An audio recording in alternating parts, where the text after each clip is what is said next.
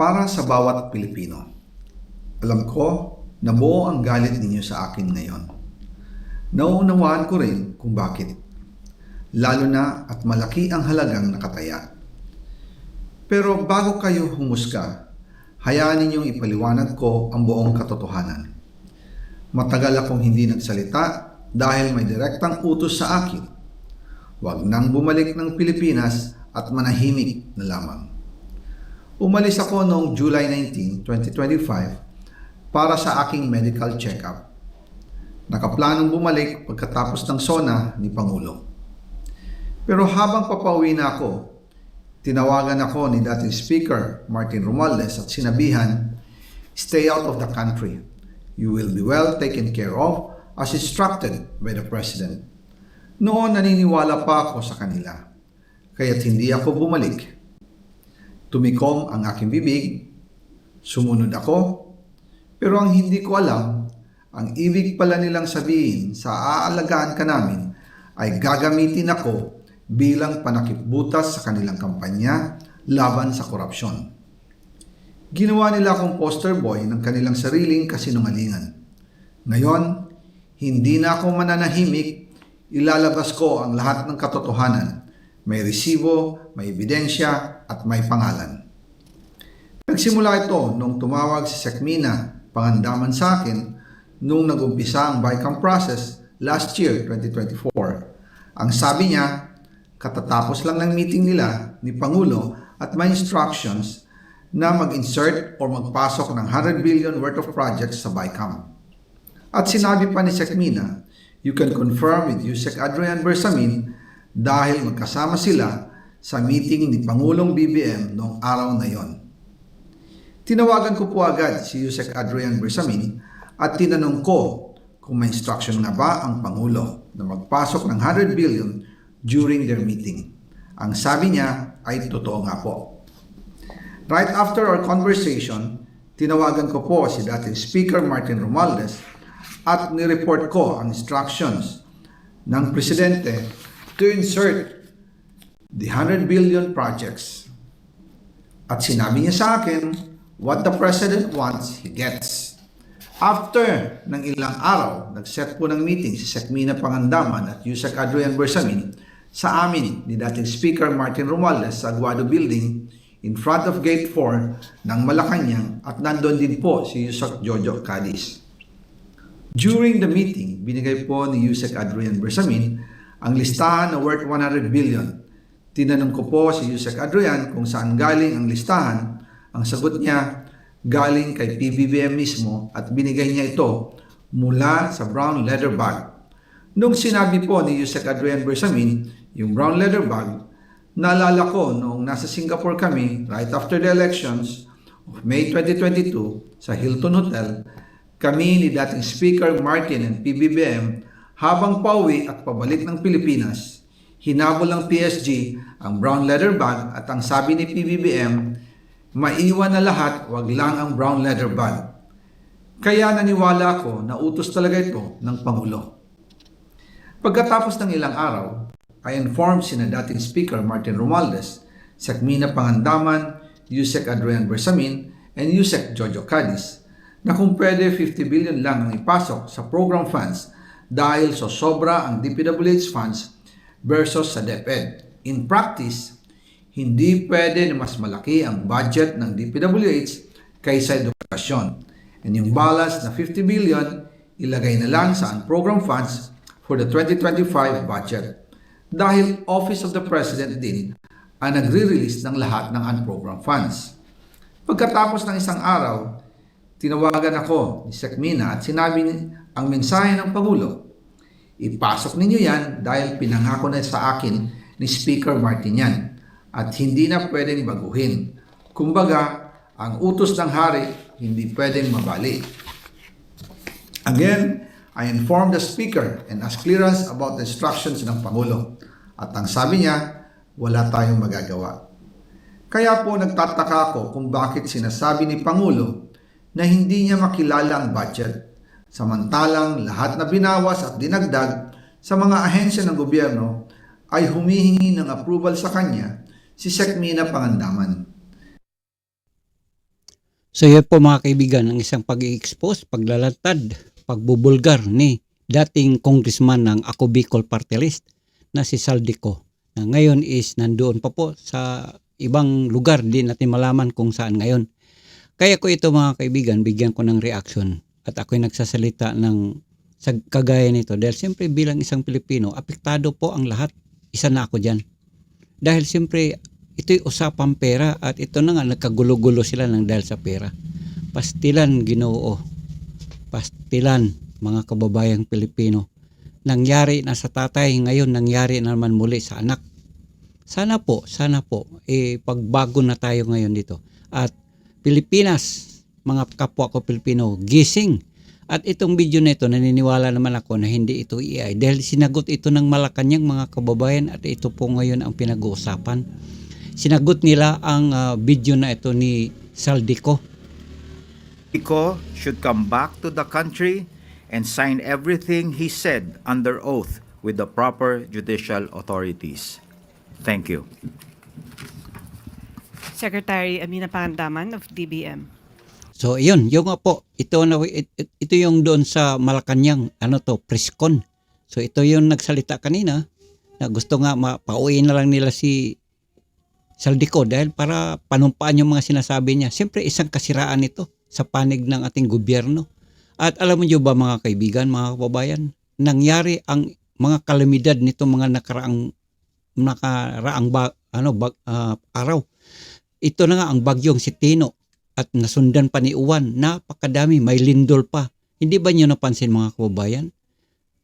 Walang balita, hindi masyadong lantad sa mga balita ang mga tulong, ayuda galing sa ibang bansa pagdating doon sa mga kalamidad na nangyari dito sa ating bansang Pilipinas. Ito na siguro marahil ang ibang kapitbahay natin na mga bansa na dati mahilig sila sa pagdating sa tulong, pagdating sa kalamidad sa Pilipinas. Subalit nitong mga huli, parang wala silang kakibo-kibo pagdating sa tulong dahil malamang sa malamang, hindi ko sinisigurado, malamang sa malamang, siguro nagdududa na rin sila, baka naman makukurakutin lang. So isang malaking epekto po ito mga kapatid, mga kababayan, ang balitang ito.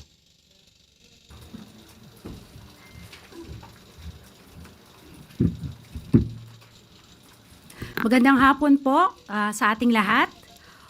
All appropriations ordered by the President is already in the National Expenditure Program. That is why it is called the President's Budget. So we reject any insinuations about it. The BICAM is purely under the power of the legislature. We respect and strictly follow the budget process and all our actions are above board. Kung maaalala niyo po ang proseso ng budget, ginagawa po ng executive ng 6 na buwan ang ating President's Budget and National Expenditure Program. Ayon sa Constitution, we have 30 days after the State of the Nation Address para isubmit ang National Expenditure Program sa Kongreso. At ayon din sa Constitution, pagkatapos natin masubmit po ang budget sa Kongreso, magkakaroon po tayo ng briefings, di po ba? So ginawa din po yan ng executive para ma-explica po kung ano ang laman ng President's Budget at ng National Expenditure Program. Pagkatapos po nun, magde-deliberate na po sila. Wala na pong role ang Office of the President, ang executive sa BICAM. Yun lang po. Maraming salamat po. Thank you, Secretary Dave Gomez and Secretary Amina Pangandaman. We now have Undersecretary Claire Castro, the Palace Press Officer. Magandang araw, Malacanang Press Corps. Katatapos lang mag-ulat ng Pangulo kahapon ng mga nagawa upang mapanagot ang lahat ng sangkot. Sa loob lamang ng 3 buwan matapos ibunyag ni Pangulong Ferdinand R. Marcos Jr. ang mga irregularidad sa mga maanumalyang flood control projects ng bansa, marami na ang mga lumutang na personalidad at ang kanilang mga di umanong kinalaman dito. Kabilang narito ang dating kongresistang si Zaldico. Ang pagkakasangkot ng pangalan ni Zaldico ay bunga ng mga ebidensya, mga testimonya, at mga di umanong pagpapayaman niya na makikita sa mga ari-ariang naipundar nila. Dahil lumiliit na ang mundo ni Zaldico, kailangan niyang Umiwas at iiwas ang sarili at mag-name drop kahit walang katibayan at laway lang ang puhunan. Para masagip ang sarili sa paratang ng pagnanakaw sa kaban ng bayan at mapalitaw na siya ang biktima, siya ay magtatahi ng maling kwento laban sa ibang tao. Magtuturo ng iba, puwera ang sarili niya, kahit na ang ari-arian niya at ng kanyang pamilya ay nagsusumigaw ng ebidensya laban sa kanya. Ang kanyang naging pahayag, mas nagbunga pa ito ng maraming katanungan imbes na sagutin ang kanyang papel dito sa sinasabing anomalya. Lahat ng mga sinasabi ni Zaldico ay pawang mga imbento lamang, walang basihan, walang ebidensya. Umuwi muna siya sa Pilipinas at sumpaan ang kanyang mga sinabi at harapin ang mga demanda o kaso laban sa kanya. Pakatandaan natin, nagsimula ito sa sinabi ng Pangulo sa kanyang Zona 2025 ICI, Independent Commission to investigate the anomalous flood control projects and other infrastructure, kung ang Pangulo ay may kinalaman dito. Logic, hindi ba dapat na iiwasan niya ang issue nito kung siya mismo ang mapapasok? Ang investigasyon na sinimula ng Pangulo ay unti-unti nang nagbubunga. Malinaw na ang mga pangyayari. Papalapit na ng papalapit tayo sa katotohanan. Kaya't pinipilit ilihis upang makaiwas ang mga tunay na may sala sa katarungan. At handa na po akong tugunan ang inyong mga katanungan. Maricel Halili from TV5. So ito po mga kapatid, isang press conference. Ito nga naman, marami ang mga news reporter, maging sa mga vlogger dito, at marami pa po pagdating sa news correspondent na nandito sa harap.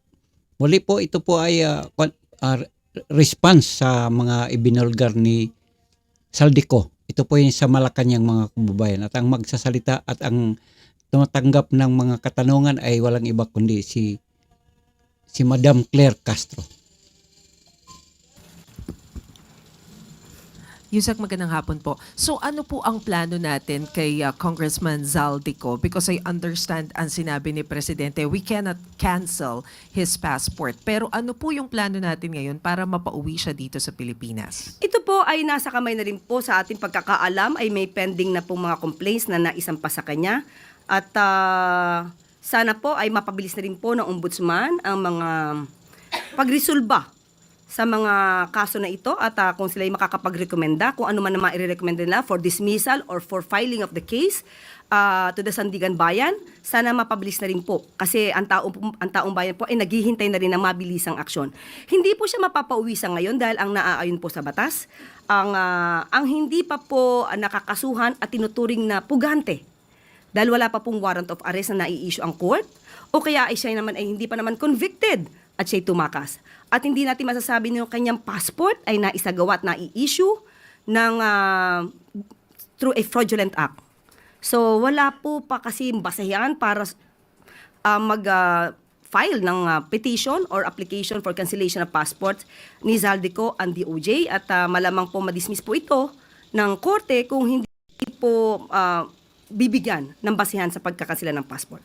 Meron po kasing mga opinion like that of Senator J.V. Ejercito na once na considered as a national security threat, pwede naman na pauwiin at kanselahin yung pasaporte kahit na wala pang direktang kaso. Do you consider him as a threat or at least a Ang kaso po na ipapataw sa kanya or malamang na maisa pa sa kanya ay patungkol lamang po sa graft and corruption, maybe plunder, hindi po natin alam kung ano magiging kaso dito.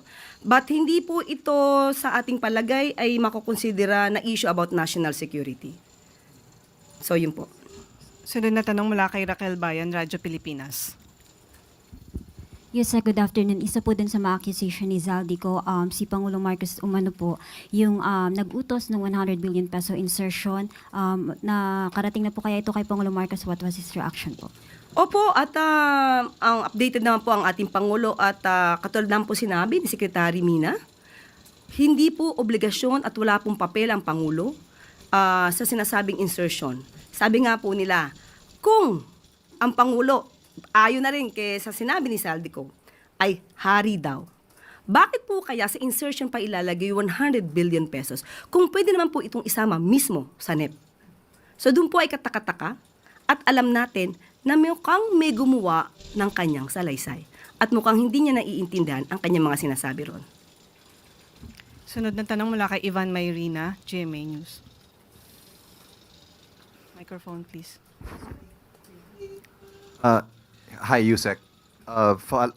Kaugnay sa tanong ni Raquel, na nung napag-usapan ho ninyo ito ng Pangulo, what was his reaction? Galit ba siya? Is he more determined now to have former Congressman Zaldico be made to go back to the Philippines para ho maimbestigahan yung mga sinasabi niya? Katulad din sinabi natin, at sinabi po ng Pangulo kahapon, ang pagsasampa po ng kaso ay hindi pang optics lang. Kailangan po talaga ng ebidensya. Hindi po ibig sabihin po siya ay dinamay, at alam po natin, at alam din po ng Pangulo na siya ay walang kinalaman dito, at siya pa po mismo ang nagsimula ng pag-iimbestiga ng mga anomalyang flood control projects. Hindi po siya nababahala dahil alam po niya ang katotohanan at kami po mismo ang magbibigay sa inyo ng mga detalye para malaman po ninyo ang mga sinasabi ni Saldico ay pawang katang-isip lamang. Ito ho ang unang pagkakataon na nagkaroon ng direct accusation against the President. Again, siya po ba'y nagagalit? Or is he not taking it seriously dahil tulad na nabanggit ninyo, sa tingin niya hindi totoo? Hindi po natin masasabing hindi niya to siniseryoso. Ang akusasyon, kahit ano po ang mangyari, maaaring may maniwalang tao. Kaya po ngayon pa lamang ay binibigay namin sa inyo kung ano pa ang katotohanan. At hindi natin siguro masisisi si Saldico dahil alam natin na lumiliit ang kanyang mundo. Kaya nga sabi po natin sa kanya, siya po ay maaaring umuwi rito, mas magandang umuwi siya rito, at kanya po itong isalaysay. Dito mismo sa bansa, harapin niya ang kaso niya, humarap siya sa notaryo publiko, na lehitimong notaryo publiko, hindi kung saan-saan lang nakukuha, para naman mapatunayan niya ang kanyang mga akusasyon. Dahil mismo sa kanyang mga sinabi, kung ito po ay inyong nabasa, ang dami pong mga inconsistencies. Sorry, panghuli po. Is the President willing to guarantee the safety of the former congressman? Kasi nagpahayag siya ng pagkabahala na ayaw niya umuwi dahil daw sa banta sa kanyang buhay. Unang-una, hindi po ba dapat siya ang magpatunay kung may banta sa buhay niya? Saan po niya nakuha itong mga idea na to? Nung umuwi po ba siya dito, or rather, nung siya ba ay umalis, may pagbabanta na sa buhay niya, nasa na mga records na masasabing may nagbabanta sa buhay niya. Dapat niya po munang patunayan yan bago niya ibuka ang kanyang bibig. Sunod na tanong mula kay Eden Santos, Net 25. Yusek, ano po yung naging dahilan ni Kong Saldico, bakit siya biglang bumaliktad at itinuro ang Pangulo at si former Speaker Martin Romualdez dito po sa corruption sa flood control projects? Alam naman po natin na close yung kanilang relationship. Pinupuri pa nga siya ng Pangulo bilang chair ng appropriations before sila po ni Speaker Martin. Ba't biglang naging ganito po yung kanyang salaysay at itinuro niya mismo ang Pangulo dito sa anomalya na ito? Unang-unang po, parang wala naman po ako masasabi na sila'y close. Wala po ako nakikita kung gaano ang closeness nila. Natin masasabi at wala pa po makakapagpatunay ng ganyan. Unang-una po kung anong dahilan niya, yan po ang magiging trabaho ng mga matitinong mga media practitioner. Kayo po ang magtanong sa kanya. Bakit siya nagsasabi ng mga ganitong kwento at hanapan niyo po siya ng ebidensya? Dahil kung kami po ang tatanungin niyo, hindi namin alam kung bakit siya nagsasalita ng kasinungalingan.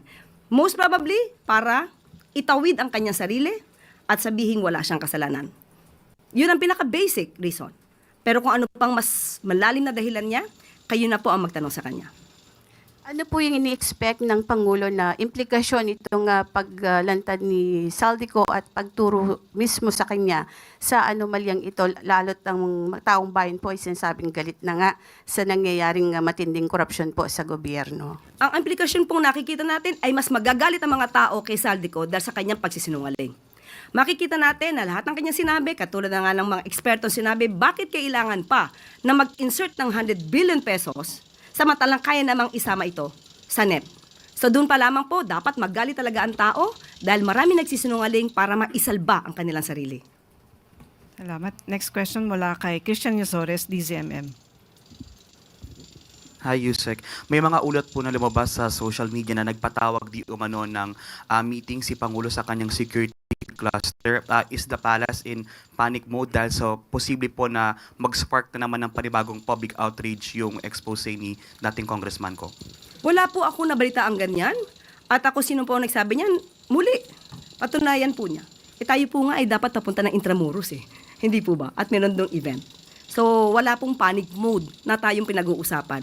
Kailangan lang po nating magkaroon ng press briefing ngayon para po maipaliwanag sa mga kababayan natin kung sino ba talaga ang nagsisinungaling. So, Mr. Saldico, mas maganda po, umuwi kayo dito. Kung maaari, sabayan nyo na rin po yung ibang mga fugitive na nagtatago sa ibang bansa. Last two questions. First from Katrina Domingo, ABS-CBN.